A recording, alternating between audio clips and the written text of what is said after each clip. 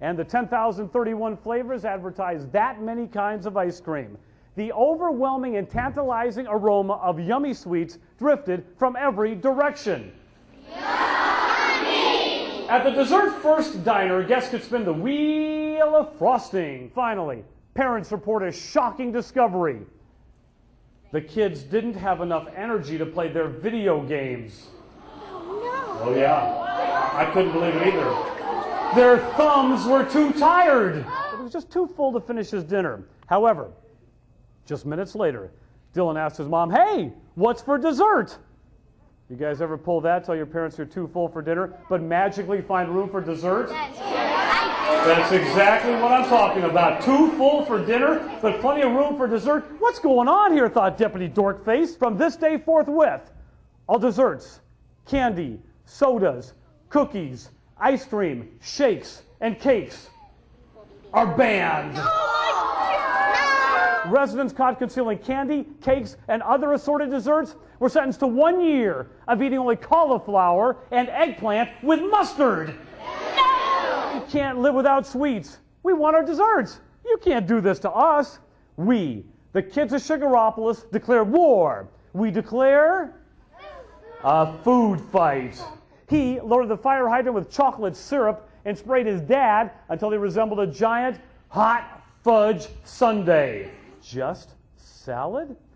What about a pound of asparagus for each of you every day? No way. How about 2 carrots, Andrew countered. 2 carrots? Are you crazy? It left to be 6 avocados, 3 artichokes, an onion, and a zucchini every day, the deputy shot back. But there was a big difference. Taylor and Colin exchanged a look at each other again, and together they shrieked, Stinkville smelled awful. They had to hold their noses. But as horrible as the smell was, they bravely decided to ride on to the middle of town. They never bathed in water from that day forward. Now, first the townspeople didn't mind. The children of Stinkville thought it was great. But after a while, things began to smell. As Colin and Taylor rode up Main Street, the sad-looking, smelly people nodded and murmured in agreement. Indeed, it had been a very long time since anyone had come to visit Stinkville. Now, even though the people were sad and a little embarrassed for being so stinky, by the way, you're looking at the official Stinkville Stinkometer, provided by the Stinkville Chamber of Commerce and Air Quality Department. And when the wind is blowing, the air only points to sort of smelly. Some days, really reeking. Other days, gas mask required. But today it's pointing to high stink danger, stay out. They ran, jumped, dove, cartwheeled, flipped, splashed, and belly flopped into the water. By the way, has anybody ever seen a horse doing a cannonball before? How about a cow floating in the lake?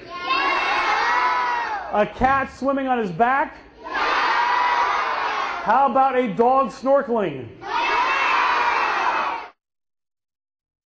And this is long before we have illustrations. Then I write it out. I'm feeling pretty good about it because by this point, the kids have helped me come up with a story that they like. So I submit it to the publisher. And occasionally, I'll get a page back that looks like a homework assignment. And what they're doing is they're putting in the instructions up here for the illustrator. And on this particular page, they wanted my writing to be a little more active and less passive. And these editors have decades of experience. So naturally, I take what they wrote, and I cross out their stuff and put my own stuff in. And we'll go back and forth about 25 times, over and over and over again, for months, until we get the story exactly the way we like it. All of these illustrations begin as a sketch.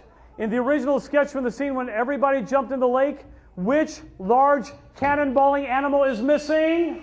Horse! So for me, to get the hamster changed to a horse, I had to call the publisher, who called the editor, who called the art director, who called Mr. Doty, the illustrator, and said, Kevin would like to have a horse. And he said, great idea. Originally, the sign said, veggies and Dorkface are going down. But that's not what it said in the book. Do you remember what it said in the book? Yes, ma'am. Send my veggies to Venus as a sign, but on another page. Yes, ma'am.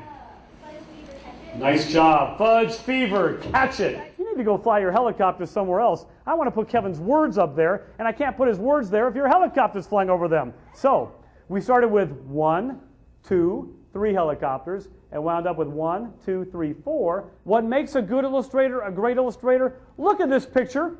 We can not only see some mighty fine-looking animals, we can feel how they're feeling. And what makes a good illustrator great is somebody who can draw emotion. 2 hard pieces of cardboard. Front cover, back cover. Then we have the cover of the book that you actually see that gets glued to the cardboard. So what you wind up with at this phase is a book that has no pages. So we need pages. But these picture books are usually 32 pages of story plus 4 pages of blank. 32 plus 4 is? 36 divided by 3 is? 12. These picture books are printed on 3 jumbo sheets of paper. We've got 6 pages of the book on that side, 6 pages of the book on this side. But it's not just my job. I can't think of one job you can do where you don't have to be a good reader. Can you? Can you come up with one single job you can do where you don't have to be a good reader? Trash man. Trash man! Look how proud he is of that. Mr. Trash Man, how are you going to get to my house? Don't you think you'll need to read the street signs? That's where the park is. Yes, ma'am. A firefighter, just like members of the military, any firefighter has to take a physical test and a written test. Can't read the test, you can't get in. So how many of you have ever told your parents something that isn't exactly true? Oh my gosh, we've got a school full of liars. Unbelievable. Look at this. Okay. I need to hear, this is going to have to be true confessions at Selma Bartlett Elementary. I need to hear some of these stories. They have to be stories you told your parents that weren't true, but stories they believed. And don't give me something goofy like, oh, the dinosaur ate my homework. Has to be something you told them, they believed, but it wasn't true. Okay, here's how this is going to work. We're going to create our own story right now based on the untruthfulness of Alyssa and Morgan. Now, oh yeah, we're going to collaborate. They're running down the street, and they're running for their lives, and they're running as fast as they can when they come across Morgan. And Morgan is also running for her life because she murdered her parents' favorite fish. And man, were her parents really not happy with her. So Morgan was running for her life as too, and she had her parents chasing her. You have a dog? What's your dog's name? Dolly the dog. And Brownie the dog and Dolly the dog are chasing them, and they're running, and they're trying to escape. The parents are chasing them. It's the middle of the night, and they run all the way to? Kmart. They run to the mall, and the mall is closed, but they're able to sneak in a back door with the cleaning people, and they decide to go in the mall and hide out in? You can't contribute, yeah? They decide to hide out in Target. What section in Target? The underwear section. Now the police can't catch them.